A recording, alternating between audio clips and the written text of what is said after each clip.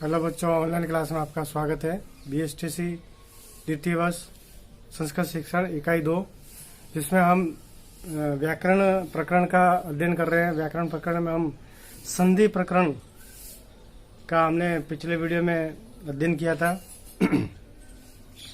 संधि प्रकरण में भी हमने स्वर संधि और हल संधि यानी अच संधि और हल व्यंजन संधि, ये दोनों हमने अध्ययन कर चुके हैं।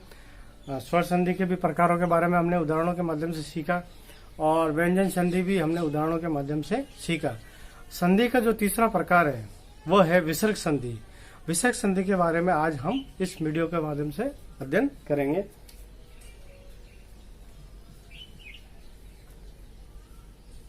BSTC सेकेंड ईयर संस्कृत शिक्षण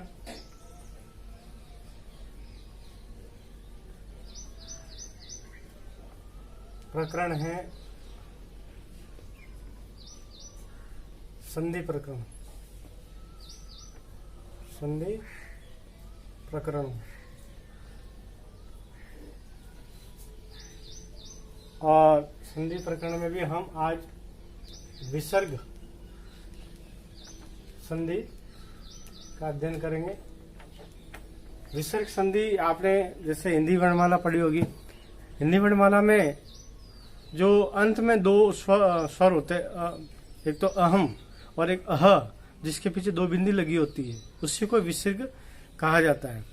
और उसी के बारे में आज अध्ययन करेंगे। सबसे पहले हम परिभाषा देख लेते हैं कि परिभाषा क्या है। यदि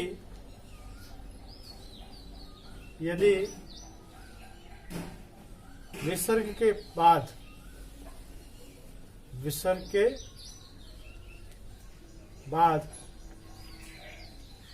स्वर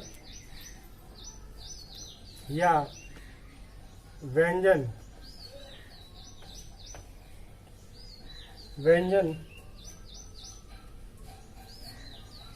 वर्ण हो तो विसर्ग का लोप हो जाता है। विसर्ग का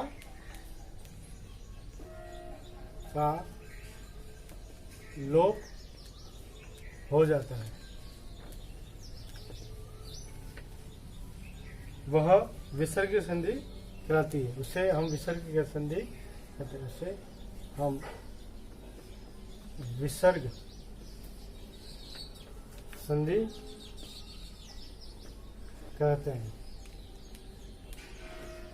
यानी यदि विसर्ग के बाद स्वर या व्यंजन, यानी इन दो बिंदु के बाद स्वर या व्यंजन हो तो विसर्ग का लोप हो जाता है और उसे ही हम विसर्ग संधि कहते हैं। अब जैसे विसर्ग, कई बार ऐसा होता है कि विसर्ग यानी इन दो बिंदु के लिए स यानी आधा स का प्रयोग होता है।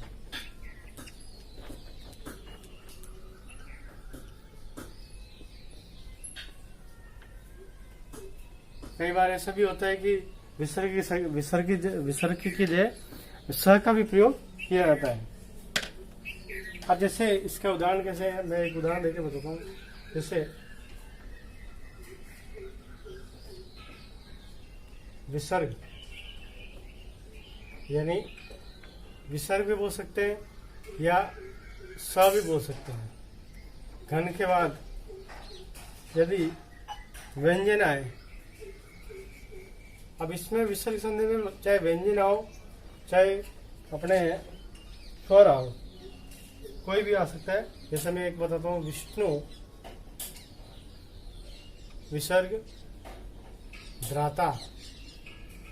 तो इसका ये देखो विसर्ग है, ये विसर्ग है और ये तो है व्यंजन और ये है विसर्ग। तो इन दोनों के मेल से क्या बनेगा? नियम के अनुसार विष्णु द्राता। ठीक है।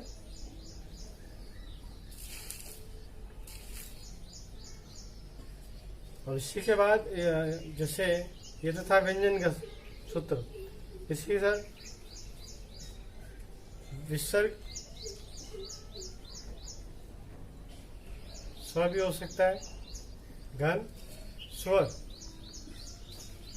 ये पहला उदाहरण है, ये दूसरा उदाहरण है।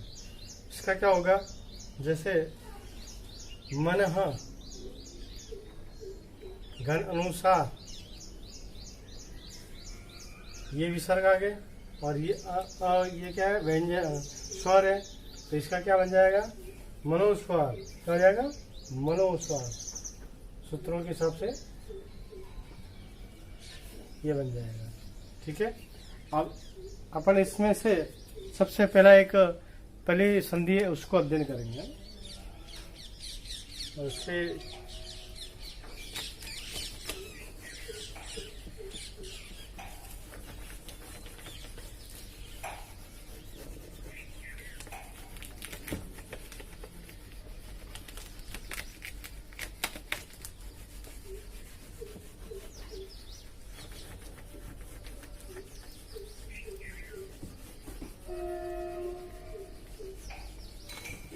पहली संधि है सत्व संधि।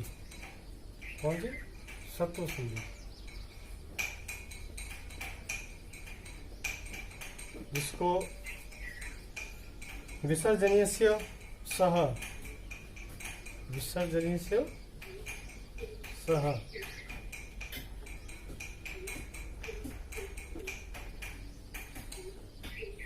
ये सूत्र है इसका। इसकी परिभाषा है, विसर्ग के बाद, यदि विसर्ग के बाद यदि खर प्रत्यार, खर प्रत्यार, ये मैंने सभी प्रत्यारों के बारे में मैंने पिछले वीडियो में बता चुका हूँ। खर प्रत्यार, तो खर प्रत्यार में मतलब वर्ग का पहला और दूसरा वर्ण तथा प, फ, ब, सॉरी ब नहीं आएगा, श, श और ह। खर प्रत्यार के बाद, मतलब खर प्रत्यार विसर्ग के बाद यदि खर प्रत्यार यानी पहला वर्ग का पहला और दूसरा वर्ण हो, या प, फ, स, ह, इनमें से कोई भी वर्ण हो तो, वर्ण हो तो इसका क्या हो जाएगा, विसर्ग के स्थान पर, विसर्ग के स्थान पर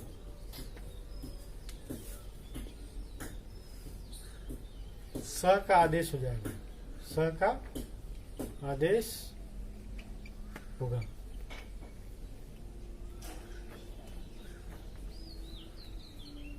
अब जैसे फॉर्मूला क्या बनेगा, विसर्ग यानी स घन स्वर या खर प्रत्यार, खर प्रत्यार, खर प्रत्यार में सब आ गया। आप नैसर्गिक सूत्र पढ़ोगे तो खर प्रत्यार में जो जो वर्ण आते हैं वह सभी, जैसे ख प च ट त प ट त च व ट थ व, फिर क प य, ये इस तरह के वर्ण आते हैं। ठीक है, उदाहरणों के माध्यम से हम देखेंगे। तो सबसे पहला उदाहरण है, तो जैसे हरि, हरि घन त्रायते, विसर्ग है, और त्र का त वर्ण है पहला, और त पहला वर्ण है, वर्ग का पहला दूसरा वर्ण है, तो पहला वर्ण हो गया। तो यहाँ हो जाएगा अपने हरीश त्रायते, हरीश त्रायते। ठीक है, फिर इसका वर्ड बन जाएगा, अपना शब्द बन जाएगा हरीश त्रायते। ठीक है, और दूसरा जैसे नमस्ते, मतलब नमः घन ते, तो नमः ते, नमस् घनते हो जाएगा। फिर इसका क्या हो जाएगा, आधा हो जाएगा, ये आधा है तो नमस्ते। ठीक है। इसी तरह से तीसरा उदाहरण, विष्णु त्राता। अभी मैंने उदाहरण बताया था इसका, विष्णु त्राता, विष्णु त्राता।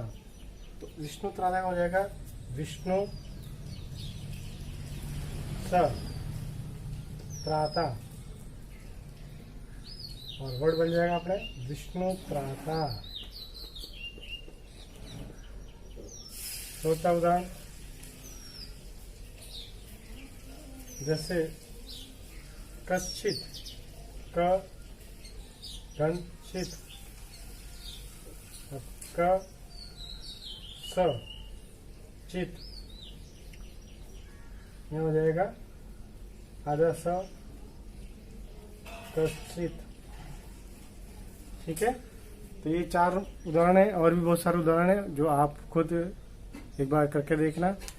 आशा करता हूँ कि ये सत्व संधि आपको समझ में आई होगी। धन्यवाद।